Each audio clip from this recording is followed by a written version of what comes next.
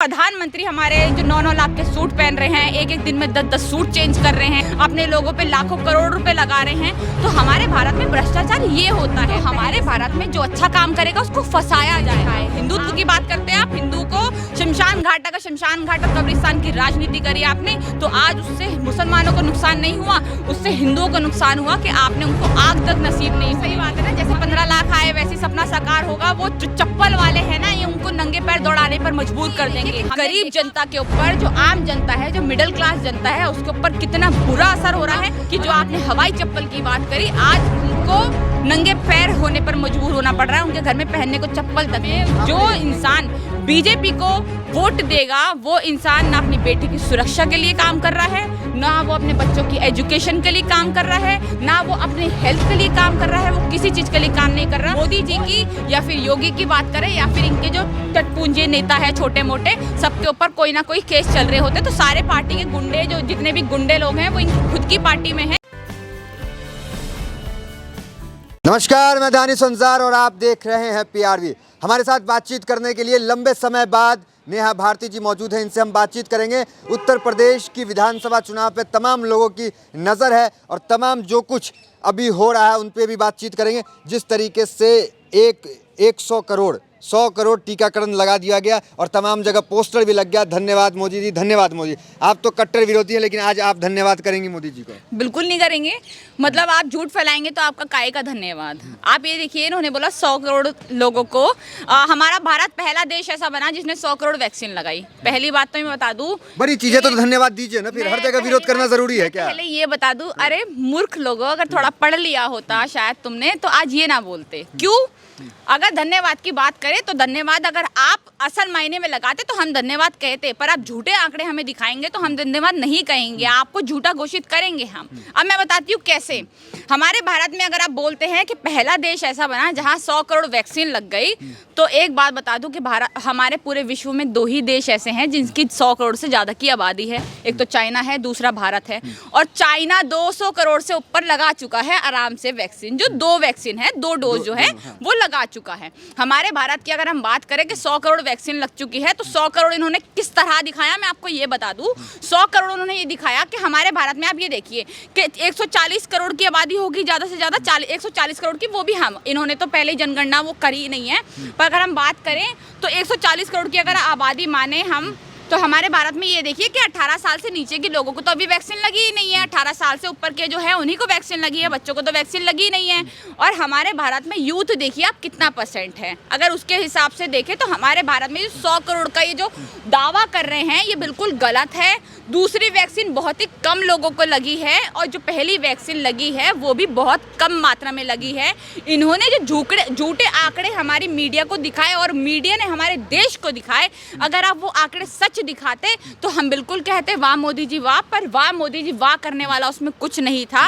आपने तो हमारे प्लेन पर भी छपवा दिया 100 करोड़ टीकों की जीत। आप सच्ची में करते तो बहुत अच्छा होता। पर हमारे भारत में अगर यूथ की हम संख्या देखें तो बहुत ज़्यादा है। हमारे भारत में आप ये देखिए कि 100 करोड़, अगर 140 करोड़ टोटल आबादी 100 करोड़ को लग गया, तो 40 करोड़ बच्चे हमारे भारत में से 40 करोड़ युवा ही हैं 18 साल से नीचे जिनको लगी ही नहीं है वैक्सीन। तो ये सब जो झूठी बातें हैं इनके लिए हम बिल्कुल नहीं कहेंगे। हाँ, पर अगर जिनको भी वैक्सीन लगी है उनके लिए अच्छी बात है। जिस तरीके से स्मार्ट सिटी का पोस्टर लगता है, धन्यवाद मोदी जी का, राशन का तमाम पोस्टर लग रहा है एक तरफ, दूसरी तरफ यूपी चुनाव नज़दीक है, ऐसे में और कई मेडिकल कॉलेज का उद्घाटन जो है प्रधानमंत्री स्वयं कर रहे हैं, इस पे चुनाव का तो असर पड़ेगा ना। लोगों को लगेगा ना कि प्रधानमंत्री इतना काम कर रहे हैं, योगी जी इतना काम स्वयं कर रहे हैं, उद्घाटन पे उद्घाटन उन चीज़ों का जो हमारी पुरानी सरकारों ने बनाया था। आज तक इन्होंने सब कुछ जिसका उद्घाटन किया हमारे भारत में वो कांग्रेस का बनाया हुआ था। उसके बाद जो अब कर रहे हैं वो अखिलेश यादव का बनाया हुआ है, उसको आके रिबन काट देते हैं और कहते हैं हमने। उनके ज़माने में वो शुरू हुआ, जब उनकी सरकार थी उस टाइम में वो शुरू हुआ। उसके बाद जब शुरू हुआ तो सरकार तो बदलेगी ना, आगे आपको ही काम कराना पड़ेगा। या तो ऐसा तो है नहीं कि हाँ जो चीज़ें अखिलेश यादव ने स्टार्ट करी थी उसके लिए आप ये बोलेंगे कि अखिलेश यादव आप पहले ये सारा काम करवाइए, उसके बाद आप मुख्यमंत्री पद से हटेंगे। ऐसा तो नहीं होता ना। अब मुख्यमंत्री जब चेंज होंगे, जब सरकारें चेंज हो गई, तो वो काम कोई और बढ़ाएगा। तो उन चीज़ों पर रिबन काटी गई। उसके बाद जो इन्होंने झूठे वादे किए, 9 मेडिकल मतलब इतने मेडिकल कॉलेज बना देंगे, ये कर देंगे, वो कर देंगे, हमने अभी तक ऐसी कोई चीज़ नहीं देखी है। या तो ना तो हमने कोई मेडिकल कॉलेज देखा, ना हमने यूपी में कोई स्कूल देखा, ना ही बेटी बचाओ बेटी पढ़ाओ के लिए कोई ऐसी चीज़ देखी जिससे बेटियां सुरक्षित हो सके। जो इन्होंने बोला, जितने भी कानून लेकर आए, ऐसा अभी तक हमने यूपी में कुछ नहीं देखा है। जो कानून लेकर आया उसकी लोगों को इस्तेमाल कर रहा हो, लोगों को फायदा हुआ। आप कह रही है पिछली सरकार ने काम किया, उसका फीता काटे, उसका उद्घाटन वगैरह हुआ, लेकिन मोदी जी जो कह रहे हैं, कल उन्होंने कहा कि भ्रष्टाचार की साइकिल खूब चली उत्तर प्रदेश में, अब नहीं चलने वाली है। भ्रष्टाचार, देखिए भ्रष्टाचार तो आप लोग कर रहे हैं। जो अडानी को ड्रग्स लेकर भगा दिया आपने, जो आर्यन खान को फंसा दिया, उसको कहते हैं भ्रष्टाचार। आप भारत में जो किसानों के साथ कर रहे हैं, किसानों के आपने इतनी बुरी दुर्दशा कर दी। लगातार वो लोग बॉर्डर्स पे बैठे हुए हैं, आप उनको हक नहीं दे रहे, उनका हक मार रहे हैं, वो भ्रष्टाचार होता है। उनका पैसा आप खा रहे हैं, वो भ्रष्टाचार होता है।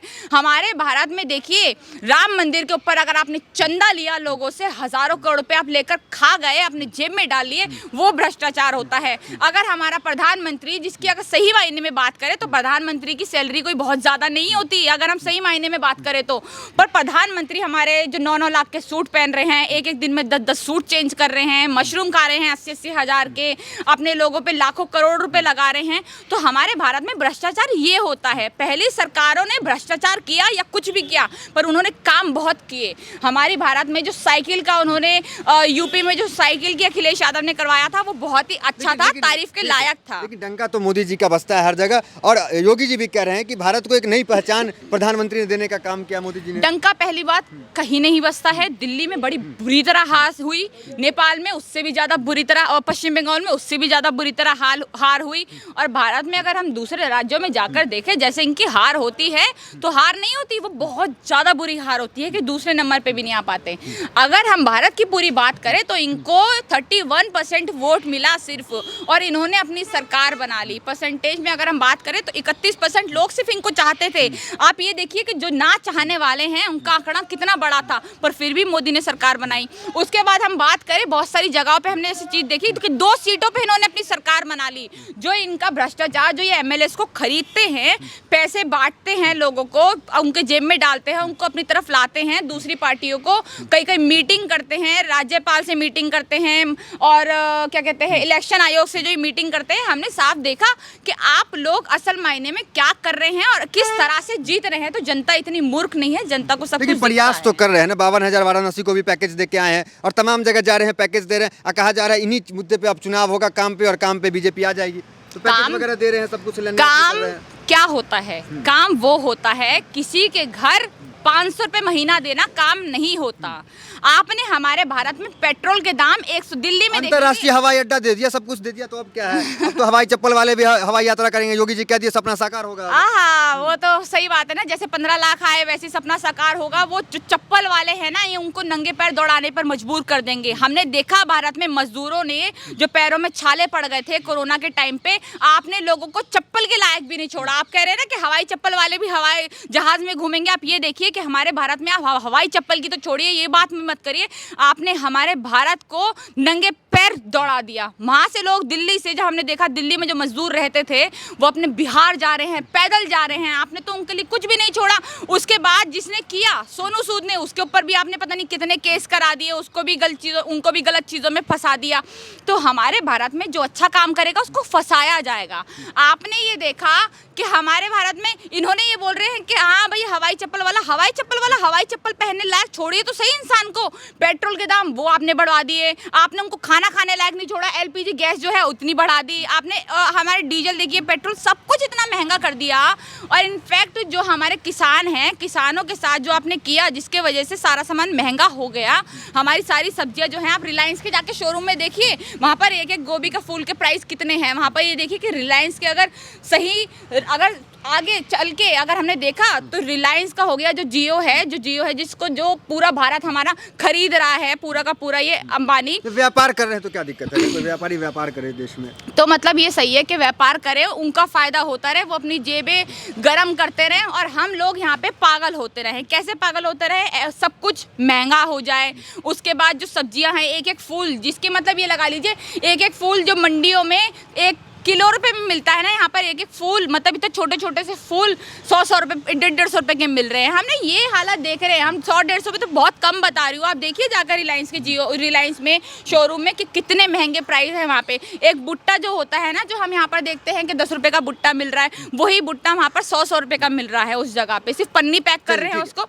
तो हमने ये नहीं, आप ये मत कहिए कि हाँ भाई व्यापार हो रहा है, व्यापार बढ़ रहा है। इससे ये देखिए कि गरीब जनता के ऊपर, जो आम जनता है, जो मिडिल क्लास जनता है, उसके ऊपर कितना बुरा असर हो रहा है। और आने वाले टाइम में हम ये देखेंगे कि उनके ऊपर कितना बुरा असर होगा कि जो आपने हवाई चप्पल की बात करी, आज उनको नंगे पैर होने पर मजबूर होना पड़ रहा है, उनके घर में पहनने को चप्पल तक नहीं है। आपने इतनी कमियां गिना दी, लेकिन आपको नहीं लगता यूपी चुनाव में इन सभी मुद्दों पे, जिस तरह के विपक्ष भी कह रहा है कि विकास की बातें होंगी, शिक्षा रोजगार की बातें होंगी, इन सारे मुद्दे पे हिंदुत्व मॉडल भारी पड़ जाएगा योगी जी का?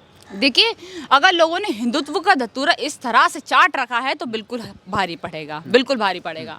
हमारे भारत में, दिल्ली में हमने देखा तो दिल्ली में ऐसा कुछ नहीं था। यहाँ के लोग, हमारे जो सरकार थी केजरीवाल सरकार ने, उन्होंने एजुकेशन पे काम किया था तो लोग एजुकेट हुए, उससे पता चला कि हाँ भैया लोग एजुकेटेड है, तो उसी तरह से उन्हें वोट दिए। लोगों को जब मतलब लोगों को वहाँ पर सही होने का मौका मिला, इन्होंने तो सही होने का मौका ही नहीं दिया। हमारी गरीब जनता, हमारे भारत की जनता को कोरोना में इन्होंने जान से ही मरवा दिया, जान से मार दिया। पर अमित शाह कहते हैं कि योगी जी कोरोना में जल्दी निपटा दिए कोरोना को। हाँ, बहुत जल्दी निपटा दी उन्होंने। ये बोला सारे हॉस्पिटल से कि भाई छोड़ो, इलाज विलाज करने की जरूरत नहीं है, मरने दो। मैं वही बोल रही हूँ, आपको नहीं बोल रही, अपनी तरफ से बोल रही हूँ कि इन्होंने यही बोला कि भैया जल्दी बहुत हो गया, चलो ठीक है, अब लोग बहुत परेशान हो गए, बहुत मीडिया में आ गया, अब इनको जल्दी निपटाओ, ना किसी को एडमिट करो, ना किसी को ऑक्सीजन दो, और कोई ऑक्सीजन लेने आ भी जाए तो इतनी महंगी कर दो कि ऑक्सीजन लेने लायक वो बचे ना। और वहीं पर हमारे भारत के लोग जो हिंदू थे उनको दफना दिया गया। हमने ये देखा है। हिंदुत्व की बात करते हैं आप, हिंदू को शमशान घाट, अगर शमशान घाट और कब्रिस्तान की राजनीति करी आपने, तो आज उससे मुसलमानों को नुकसान नहीं हुआ, उससे हिंदुओं को नुकसान हुआ कि आपने उनको आग तक नसीब नहीं होने दी। हमने ये देखा। और अगर हम बात करते हैं कि कोरोना उन्होंने निपटा दिया, तो कोरोना ऐसे निपटाया कि जितने लोग मर रहे हैं मरने दो, जितने लोग भूखे मरते हैं उनको मरने दो, जितने अपनी जान गंवाते हैं गंवाने दो। अब इस कोरोना को, जो हेडलाइंस में बना हुआ था, इस कोरोना को ख़त्म करना है, हर चीज़ नॉर्मल हो जाए, तो लोगों को मरने दो। ना उनको दवाई पहुंचानी है, ना उनको इंजेक्शंस पहुंचाने हैं, ना उनको ऑक्सीजन पहुंचानी है, सब बंद करा दिया गया। हमने भारत के हॉस्पिटल्स की भी हालत देखी है, तो हमें सब कुछ पता है। आप तो ये तो मानेंगे ना कि उत्तर प्रदेश में जो भ्रष्टाचार था और जो दूसरा नंबर जो अपराधी थे, जो गुंडागर्दी होती थी, वो खत्म हो गए, महिला के जो सुरक्षा का सवाल होता था वो खत्म हो गया, बुलडोजर है, बुलडोजर चला लेते हैं योगी जी, तो अब सब कुछ खत्म हो गया, तो मानेंगे ना? मतलब औरतों के ऊपर जो दुर्व्यवहार होता था औरतों से, वो ख़त्म हो गया। हमने भारत में आज तक यूपी में इतने बलात्कार कभी देखे नहीं हैं जितने इस बार हुए हैं। हमने आज तक जी 5 साल की सरकार जो ये है, आज तक हमने ये नहीं देखा कि भारत में यूपी को पहले कहा जाता था ना उत्तर प्रदेश, अब वो बलात्कार प्रदेश के रूप में सामने आया है। और आप कह रहे हैं कि लड़कियों की सुरक्षा बढ़ गई है, लगातार बच्चियों के साथ बलात्कार हो रहा है। गुंडागर्दी तो खत्म हो गया ना, सब निपट गया, सब पे बुलडोजर चल गया। योगी जी खुद कहें, तैयार रहिएगा, अगर आप दंगे कीजिएगा, 4.5 साल में एक भी दंगा नहीं हुआ योगी सरकार में, अगर दंगे होंगे, कुछ भी होंगे, कहीं भी संलिप्त पाए जाएंगे, बुलडोजर चल जाएगा, सिंपल है। अच्छा, मतलब आप ये सही है, ये मतलब आप ये देखिए, आप अगर मरवाएंगे भी ना, अगर आप किसी को मरवा भी रहे हैं, बुलडोजर भी चलवा रहे हैं उसके ऊपर, तो आप किन लोगों के ऊपर चलवा रहे हैं? जिनके पास आपका कच्चा चिट्ठा है, पोल पट्टी, जो अगर खोल देते, जैसे कि विकास दुबे की इन्होंने कार पलटवा दी, वो इसीलिए पलटवाई कि उसके पास इनकी बहुत सारी पोल पट्टियाँ थी जो वो खोल सकता था, उसको इन्होंने मरवा दिया। ये अपने दुश्मनों को मरवाएंगे, उसमें चाहे हिंदू हो, चाहे मुसलमान हो, चाहे ब्राह्मण हो या ठाकुर हो, कोई भी हो, ये उसको मरवाएंगे। अभी हम यहाँ पर ये नहीं देख रहे कि यहाँ पे जो डॉन हैं या गुंडे हैं, गुंडे डॉन तो इनकी खुद की पार्टियों में है सारे। आप कैसे कह रहे हैं गुंडे खत्म हो जाएंगे? योगी आदित्यनाथ की बात कर लीजिए, योगी आदित्यनाथ जी तो सबसे बड़े गुंडे हैं, उनके ऊपर कितने केस चल रहे हैं। संत आदमी है, कैसे आप इस तरह की बातें कर सकते हैं? आदित्य सिंह बिष्ट को एक बार जाकर देखिए, आदित्य सिंह बिष्ट के ऊपर जो रिकॉर्ड्स हैं, अगर आप कहे कि हाँ भैया मुख्यमंत्री बन गए तो सारे रिकॉर्ड्स खत्म हो जाते हैं, उस पर क्रिमिनल रिकॉर्ड्स जो हैं वो मत देखिए। आप ये देखिए कि जो आदित्य सिंह बिष्ट के ऊपर जो रिकॉर्ड्स हैं, पहले मर्डर के जो केस चल रहे हैं, बहुत घटिया घटिया जो केस चल रहे हैं वो अगर हम सब हट गए, सब खत्म हो गए सारे। तो आप अरे मुख्यमंत्री बन गए हैं, अब तो आपका पूरा भारत और भारत का राज्य जो है यूपी वो आपका हो गया। अब तो आप जिसके ऊपर चाहे केस लगवा दें, अपने ऊपर से हटवा लें या कुछ भी कर लें। तो अगर हम बात करते हैं यहाँ पे गुंडों की, तो इनके खुद के जितने भी पार्टी के लोग हैं, अमित शाह जी की बात करें, हम 2002 के दंगों की बात करें, हमारे प्रधानमंत्री जी मोदी जी की, या फिर योगी की बात करें, या फिर इनके जो चटपूंजी नेता है छोटे मोटे, सबके ऊपर कोई ना कोई केस चल रहे होते। तो सारे पार्टी के गुंडे, जो जितने भी गुंडे लोग हैं वो इनकी खुद की पार्टी में हैं, तो ये गुंडों को क्या ही खत्म कराएंगे। चलिए आखिरी सवाल एक है, 29 तारीख को लखनऊ अमित शाह पहुंच रहे हैं। कहा जा रहा है कि वहां पे जीत की जो राह है वो तय होगी और सूत्र दिया जाएगा कि कैसे चुनाव जीता जाएगा। चाणक्य माने जाते हैं, जहां जाते हैं चुनाव जीता। क्या लगता है उस चाणक्य के एंट्री से उत्तर प्रदेश का चुनाव पलट जाएगा? कुछ नहीं होने वाला। जाकर हो सकता है वो करंट वरंट की फिर से बातें करने लग जाए, वहाँ पर लोगों को बहलाने लग जाए, जैसे शाहीन बाग में इन्होंने दिल्ली चुनाव में बोला था कि करंट लगना चाहिए, फिर से हिंदू मुसलमान होगा, फिर से लड़कियों के साथ लड़कों के साथ यही बोला जाएगा कि भैया लड़कियाँ छाती निकाल के चलती हैं, ये चलती हैं, वो चलती है। जैसे इनके खुद के नेता जो बयान देते हैं, खुद का नेता ही था वो, भला ही उनको कुछ भी कह लिया। देखिए अभी तक कोई केस नहीं हुआ उस पर, उसकी बात कर रही हूँ मैं नाम भूल रही हूँ उसका, संत हैं वो, उसकी बात कर रही हूँ मैं। तो नहीं क्या कहते हैं, मैं नाम भूल रही हूँ। तो उसने भी, अगर उसकी हम बात करें तो ऐसी ऐसी बातें कहते हैं हिंदू मुसलमान के बारे में। अभी भी यही होगा, 29 तारीख को करंट की बातें की जाएंगी, मुसलमानों को भगाने की बातें की जाएंगी वहाँ पर। तो हिंदू मुस्लिम होकर रहेगा चुनाव में, हिंदू मुस्लिम होकर नहीं रहेगा, हिंदू मुसलमान के बाद ही आज ये हुआ है और आज यही होगा। हिंदू मुसलमान की राजनीति कर करके ये आए हैं। आज ये बोलेंगे कि भैया राम मंदिर है, राम मंदिर को बनवा देंगे। और मुझे जहाँ तक ये लग रहा है, मैं अपनी बात करूँ तो मुझे जहाँ तक ये लग रहा है कि अभी जब चुनाव बिल्कुल करीब आने लगेंगे तो हमारे भारत के जो यूपी राज्य हैं वहाँ पर कोरोना बढ़ना स्टार्ट हो जाएगा।